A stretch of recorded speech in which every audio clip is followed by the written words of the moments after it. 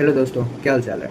बहुत दिनों बाद हम एक वीडियो बना रहे हैं आप लोग के लिए। और आज खास करके सी इंटर वालों के साथ बात करने का मन कर रहा है। तो कैसा रहा आप लोग का एग्ज़ाम? सी इंटर का एग्ज़ाम खत्म हो चुका है। अब तो खाली समय क्या कर सकते हैं आप लोग? तो चलिए आज 4 चीज़ों पे हमको बात करना है आप लोग के साथ। सोचे एक बार आप लोग के साथ भी बात किया जाए। सी इंटर का एग्ज़ाम खत्म हुआ है। सेम चीज़ हुआ था मेरे साथ 1 साल पहले। सी इंटर का एग्ज़ाम खत्म हुआ था, पता नहीं चल रहा था क्या करें क्या नहीं। सिर्फ टाइम वेस्ट कर रहे थे हम। पूरा पूरा दिन घर में बैठ के टाइम वेस्ट कर रहे थे। लेकिन आप लोग ऐसा ना करें, इसके लिए हम ये वीडियो बना रहे हैं। तो चलिए शुरू करते हैं। पहला चीज़ जो आप लोग कर सकते हैं वो हो सकता है रिलैक्स। सिर्फ रिलैक्स कीजिए। 1 सप्ताह तक कुछ नहीं करना है, कुछ भी नहीं करना है, ना सोचना है कैसा जा रहा है पेपर, ना एनालाइज़ करना है पेपर, कुछ नहीं करना है, सिर्फ रिलैक्स करना है। पबजी खेलना है, पबजी खेलो। आईपीएल अभी कितना इंटरेस्टिंग आईपीएल चल रहा है वो देखो। कल मुंबई हार गया, सॉरी। आईपीएल देखना है, आईपीएल देखो। कोई मूवी देखना है तो मूवी देखो। कोई वेब सीरीज़ देखना है, जैसे अभी क्रिमिनल जस्टिस आने वाला है, फिर एक स्पेशल ऑप्स आने वाला है, तो वो देखो। कुछ जो करना है करो, लेकिन सिर्फ 1 सप्ताह तक। 1 सप्ताह के बाद आप लोग क्या कर सकते हैं मैं बता रहा हूँ। यहाँ पे 3 टाइप का स्टूडेंट हो सकता है। पहला, जिसका एग्ज़ाम बहुत अच्छा गया है, बहुत बेस्ट गया है, उसको पता है कि वो निकल जाएगा, तो उसको कोई दिक्कत ही नहीं है। उसके लिए क्या कर रहा है, उसको सिर्फ लिंक्डइन पे प्रोफाइल बनाना है और आगे का प्रिपरेशन शुरू कर देना है। प्लानिंग जैसे इंटरव्यू की तैयारी, बिग फोर पे अप्लाई, और लिंक्डइन पे जाके दूसरों को, मतलब फर्म के पार्टनर को, बड़े बड़े फर्म के पार्टनर को फॉलो रिक्वेस्ट भेजना, उनसे बात करना, उनसे इंटरेक्ट करना, वो कर सकता है। जिसको पता है कि वो हो चुका है, उनका क्लियर हो जाएगा, जिसका बहुत अच्छा एग्जाम गया है। एक कैटेगरी हो सकता है जिसका बहुत ख़राब गया है, बहुत ज़्यादा ख़राब, मतलब उसको पता है कि क्रॉस लगना ही लगना है, और इस बार का सुनना है एफ एम का पेपर बहुत ज़्यादा हार्ड था, तो हो सकता है उसमें क्रॉस लगने का चांसेस हो मैक्सिमम का। हाँ, तो वो क्या कर सकते हैं, वो 1 सप्ताह का ब्रेक लें और फिर शुरू कर दें, इमीडिएट बेसिस पे शुरू कर दें नेक्स्ट प्रिपरेशन फिर से। और सबसे सबसे मेन चीज़ जो है, सबसे मेन कैटेगरी होता है जो डायलेमा में फंसे हुए हैं, जो स्टूडेंट डायलेमा में है कि अब भाई निकलेगा कि नहीं निकलेगा। हो सकता है निकल भी जाए, हो सकता है नहीं भी निकले। जैसे मेरा एक दोस्त है अक्षय नाम का। तो वो बेचारा बहुत कन्फ्यूजन में है कि भाई निकलेगा कि नहीं निकलेगा। बहुत डायलेमा में फंसे हुए हैं, कुछ नहीं समझ में आ रहा है कि आगे का प्रिपरेशन शुरू करें कि अभी बैठे रहें। तो क्या करें, वो सोच रहा है। तो ऐसा बहुत टाइप का, बहुत ज़्यादा स्टूडेंट होगा, बहुत सारा स्टूडेंट होगा ऐसा। तो उसके लिए हम ये वीडियो बना रहे हैं, क्या करना चाहिए हमको।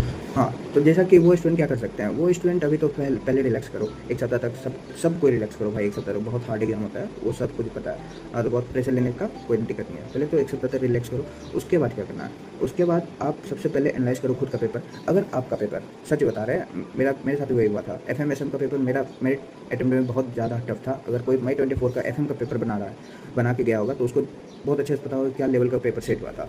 और शायद इस बार भी उसी लेवल का सेट हुआ है, मे बी।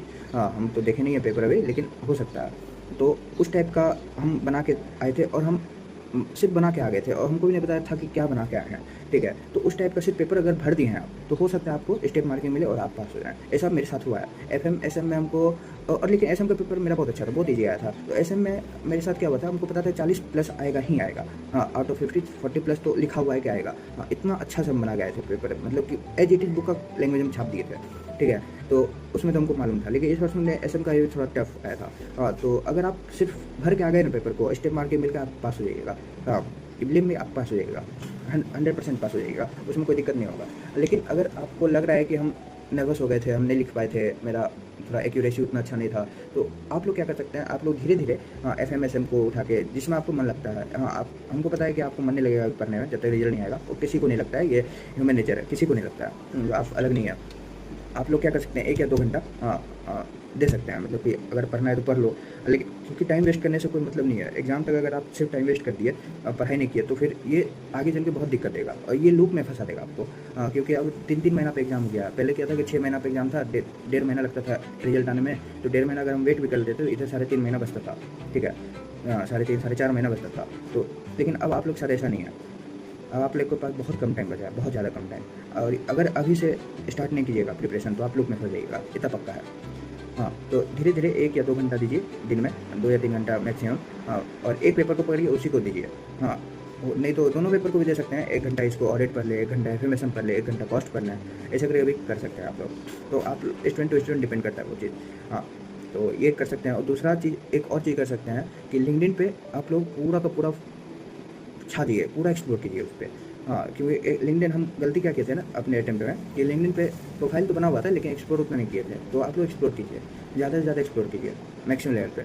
और लिंक्डइन पे आप रिक्वेस्ट भेजिए, हाँ, दूसरे को कि और उनको बोलिए कि हमको फॉर्म में रेफरेंस चाहिए। क्यों? रेफरेंस से अच्छा फॉर्म आप लोग को मिल सकता है, रेफरेंस ही मतलब कि आप लोग को अच्छा फॉर्म दिलाएगा और कुछ नहीं। और फिर इंटरव्यू का भी थोड़ा मोड़ा तैयारी कीजिए, वो सबसे मेन चीज़ है। हाँ, और ये सब के लिए एप्लीकेबल है। अगर आप लोग के पास टाइम है, जो कि है आप लोग के पास, तो आप लोग क्या कीजिए, एक्सेल, टैली का कुछ फार्मूला होता है, एक्सेल का कुछ फार्मूला है, वीलू का, पाइवट, हाँ, ये सबसे ज़्यादा काम आने वाला फार्मूला है ये दोनों। और दूसरा सम का, ये सब फार्मूला बहुत ईजी भी है और बहुत यूज आता है आर्टिकल से बहुत ज़्यादा। अगर ये सब फार्मूला आता है तो आपको एज मिलेगा अपने फॉर्म में, ठीक है, इंटरव्यू में।